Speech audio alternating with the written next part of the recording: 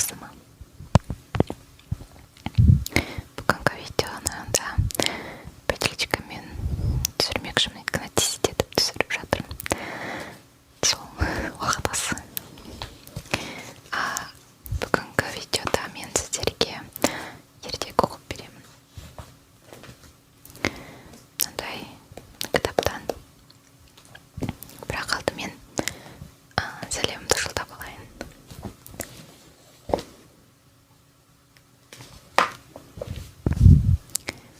Нұрдан сәлем, сәлем.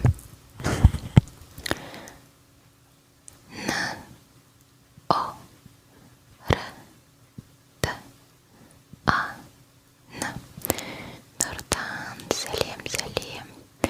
Сәлем, сәлем, сәлем, сәлем, сәлем, сәлем, сәлем. Нұрдан сәлем. Келесі есім Айгүл. Айгүл. Сәлем, сәлем, сәлем, сәлем. Сәлем, сәлем, сәлем, сәлем. Айгүл. Айгүл, сәлем. Сәлем, сәлем, сәлем, сәлем. Айгүлге сәлем. Және де Қайсар. Қайсар, саған да сәлем.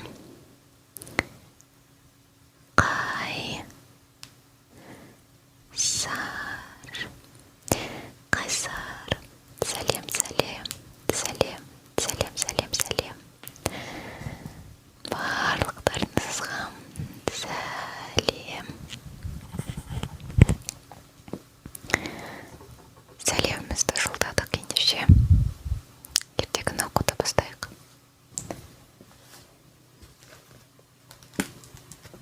Қазір мен ішінен біреуін таңдап алайын.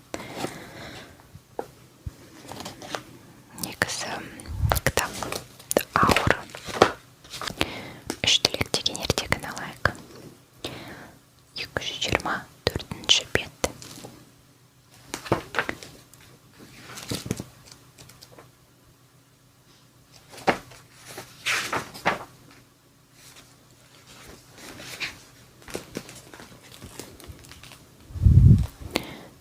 Міне суреті. Мен саған кітапты жып тастамайын.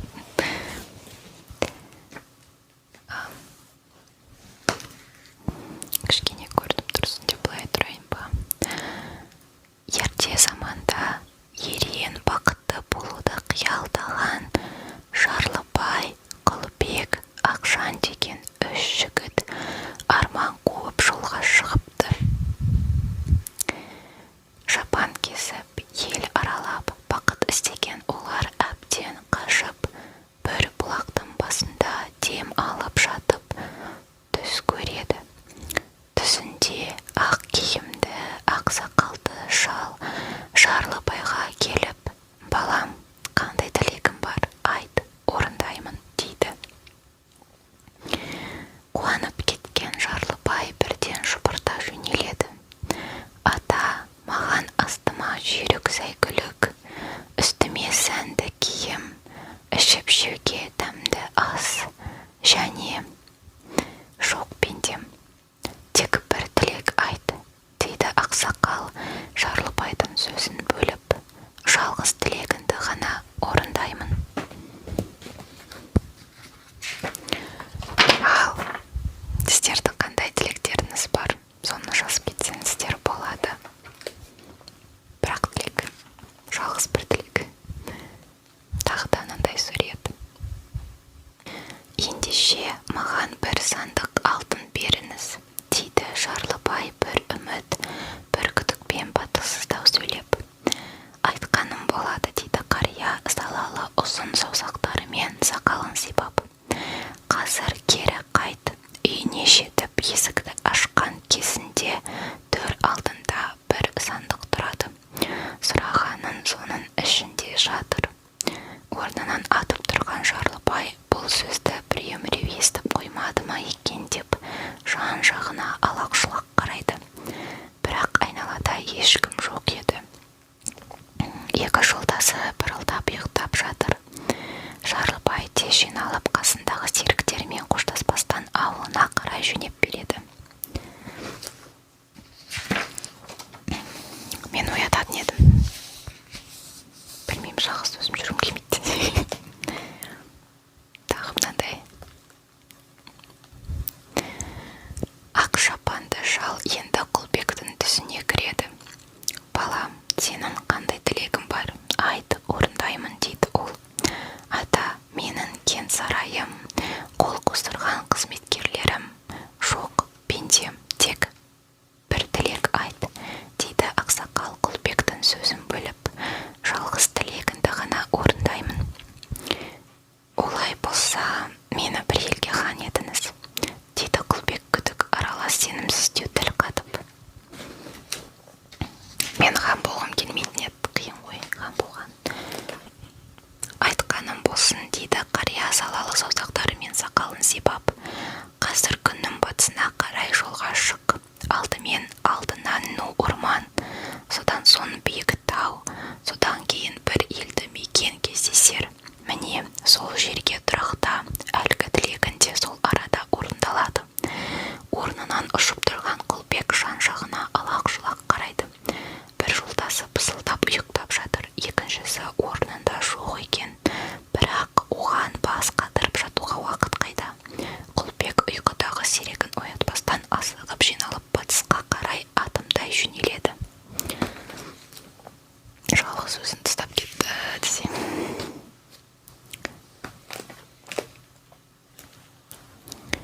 Тағы бұл соңғысы. Ақ сақалды шал енді Ақжанның түсіне енеді. Қарағым, сенің нендей тілегің бар, айта ғой, орындаймын, дейді ол. Ата, менің бір ғана тілегім бар, дейді Ақжан қарт кісінің алдында басын иіп. Маған ақыл, тек ақыл бере көріңіз.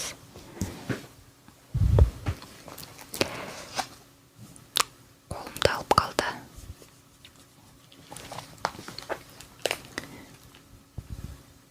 Айтқаным болсын, балам, дейді қария салалы саусақтарымен сақалын тарамдай сипап.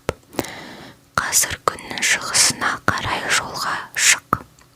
Алдынан ұшы-қиыры жоқ құмды дала кездесер. Сол шөлейттің азабына төзіп қиындықты жеңе білсең, таудай толқындары жағаға ұрған дарияға тап боларсың. Дарияның қасында үлкен шаһар бар. Міне, сен сол жерге тұрақта, тілегінде сонда орындалады. Істеп жүр қылғандарын. Рахмет. Білмеймін, көріне ме бірақ. Рахмет қымен жазылған. Рахмет, баба, бұл жақсылығыңызды еш уақытта ұмытпаспын, дейді Ақжан, екі көзі ұшқын атып. Қазір кітаптың жылын қарап жіберейін. 2009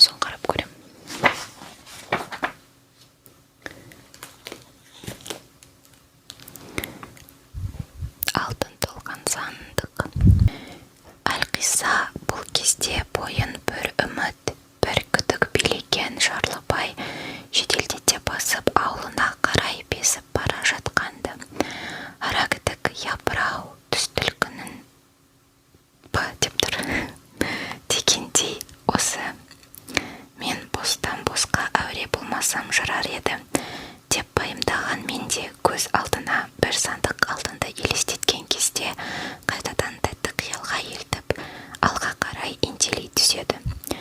Содан не керек, күн-түн жүріп отырып Жарлыбай үйіне де жетеді. Есікті ашып қалса, дәл төрде үлкен сандық тұр. Жүрегі аттай тулап қасына жақындаған ол, қолдары дірілдеп, кепешенің қақпағын әрен ашады. Шынымен де алтын толып тұр. Жарқ-жұрқ етіп көзге шағылысқан үйме. Төбе алтынды көрген кезде Жарлыбайдың есі шығып, сандықты құшақтай құлай кетеді. Япыр-ау, шынымен-ақ мына мол байлықтың ендігі иесі мен бе? Бұл дегенін мені бүкіл өміріме жоқ, менің баламның баласының өміріне жетеді ғой, деп тәтті қиялға елтіген ол бір кезде орнынан ұшып тұрып, мен баймын, мен ең бай адаммын, деп есер соқтына айқай салады.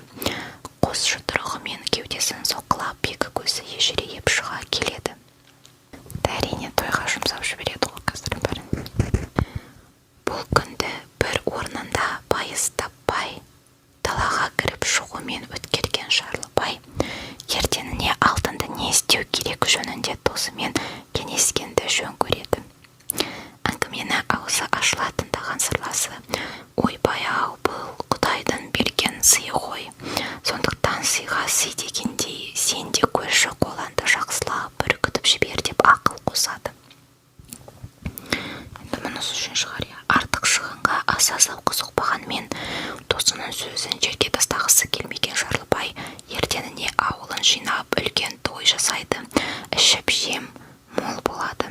Жара-жара қымызға әбден қызып алған жұрт той иесінің аяқ қолын жерге тигізбей мақтауға кіріседі.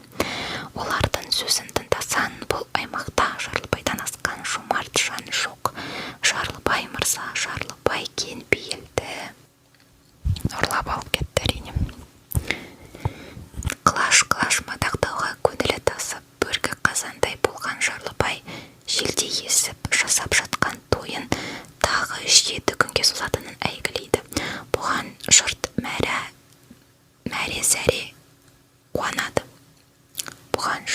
мәре-зәре қуанады. Емін еркін ішіп жеу деп міне осыны айт. Ел 3 күн 3 түн алаңсыз думандатумен болады. Тек 4-ші күні барып көптің ішінен апыр-ау, бұл мұнша ақшаны қайдан алып жатыр деген сыпсын сөз шығады. Сумандаған қызыл көз пәле талайлардың сілекейін шұбыртып әбігерге түсіреді. Содан ұры иттей тіміскіленген 3 қарақшы ақыры байлықтың көзін біліп қойып, сол түнде сандықты алтынымен қоса ұрлап әкетеді. Бар байлығынан айырылған Жарлыбай еңірегенде етегі жасқа толып жер сипаған күйі зарлап қала береді. Бұл кезде күннің батысын бетке ұстаған Құлбек ең алдымен ну орманда кезіп өтіп, содан соң биік таудан асып түсіп, бір елді мекенге жеткен еді.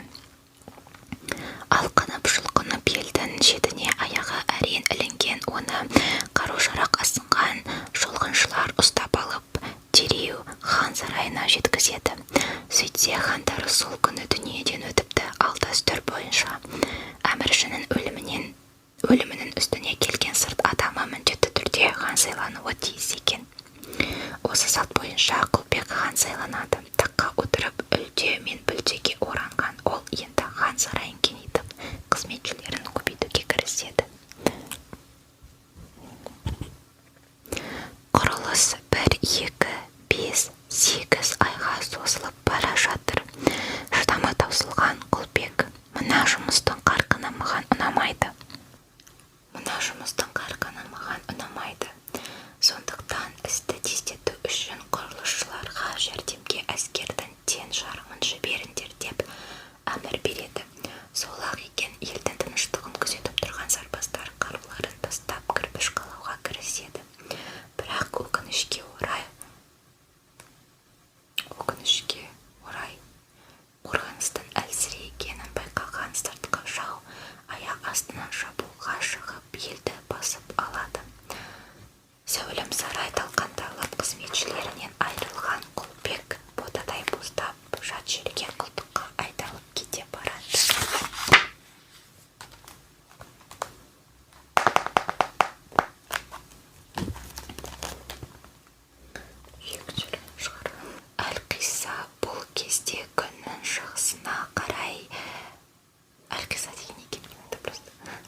бет түзеген Ақжан ұшы-қиыры жоқ құм даланы басып өтіп, толқындары жағаға ұрған дарияға тап болады. Дарияның қасында үлкен шаһар бар екен. Жол азабына төзі бар қиындықты жеңе білген Ақжан әсте түсімде аян берген жер осы болар деп сонда тұрақтап қалады. Күндердің күнінде сол елдің патшасы түс көреді. Түсінде шаһардың дәл ортасындағы айдын көлге 4 аққу келіп қонса керек. Кербе сұлу қыздар су бетінде емін-еркін жүзіп жүргенде кенет дауыл көтеріліп, айнала алай-дүлей болады да. Боран басылып тыныштық орнаған кезде көл бетіндегі әлгі аққулар көзден ғайып болып, олардың орнында мойындары ілмиген сұрықсыз 4 шірегей қалыпты. Түсінен қатты секем алған патша, кімде-кім түсімді дұрыс жорыса, бір сандық алтын берем деп бүкіл елге жар салыпты. Мұны естіген барлық құмалақшы балгерлер патшаның сарайына қарай ағылады. Бірақ олардың жорамалдары патшаның көңіліне қонбайды.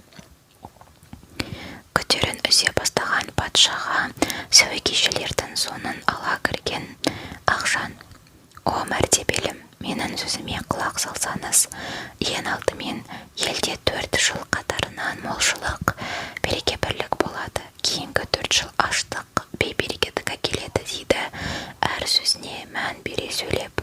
Сондықтан жұрт алдын ала қамданса, аштықтың кесапаты соншалық ауыр бола қоймас. Ақжанның әңгімесін зердесіне тоқып отырған патша: «Иә, міне қисынды гәп» деп қостаған рай танытады. Кейін расында 4 жыл қатарынан егін мол бітіп, береке-бірлік болады.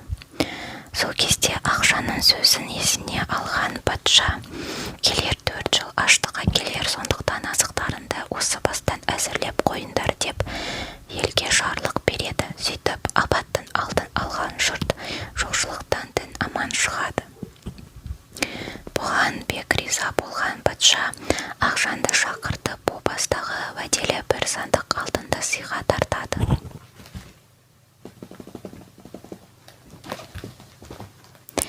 Аяқ астынан мол байлыққа кенелген Ақжан ең алдымен түсінде аян берген ақ киімді, ақ сақалды қарияға іштей алғысын айтып, шүкіршілік жасайды.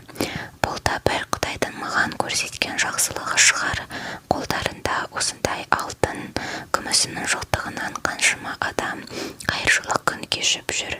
Ендеше мен де сол қолдарын жайып, көздерін телмірткен бақырларға қайырымдылық жасайын деп ойлайды.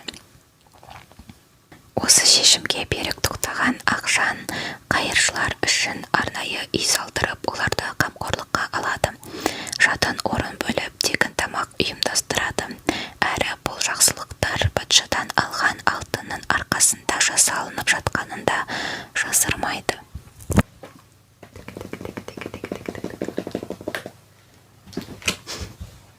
Ақжанның осынау ісі патшаның да құлағына жетеді. Ол жігітті сарайға шақыртып: «Бәрін естіп жатырмын. Күні кеше бүкіл елді аштықтан аман сақтап қалсан, енді жылағандардың көз жасын құрғатуға кірісіпсің. Жұрттың патшаға деген пейілін де жақсартыпсың. Бұл ісің әрине маған ұнайды» дейді. «Сенің бойынан 3 ерекше қасиетті, болашақта болжай алу қарақан басынан гөрі елдің қамын көбірек ойлау бұқара мен әміршінің арасына алтын көпір бола білу белгілерін көріп тұрмын. Ал бұл үшеуі патшаның бас уәзірі үшін ең қажетті қасиет. Сондықтан да мен сені өзіме бас уәзір етпекпін. Сеніміңізге рахмет, Алдияр. Бірақ бас уәзірлікке тағайындалмас бұрын сізге қояр жалғыз шартым бар» дейді Ақжан нық-нық сөйлеп.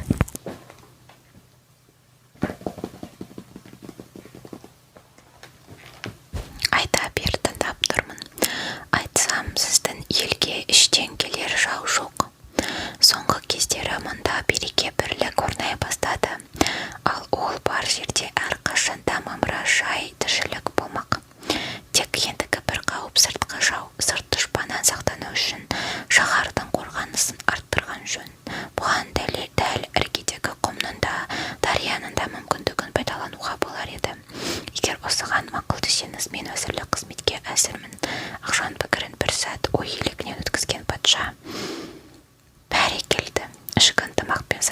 байланысты қатар пайымдаған адамнан жаман өзі шықпаса керек.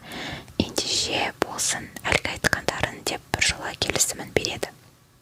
Осылайша ақылының арқасында Ақжан байлыққа да билікке де қол жеткізіп, сол елге жағымды қызмет етіп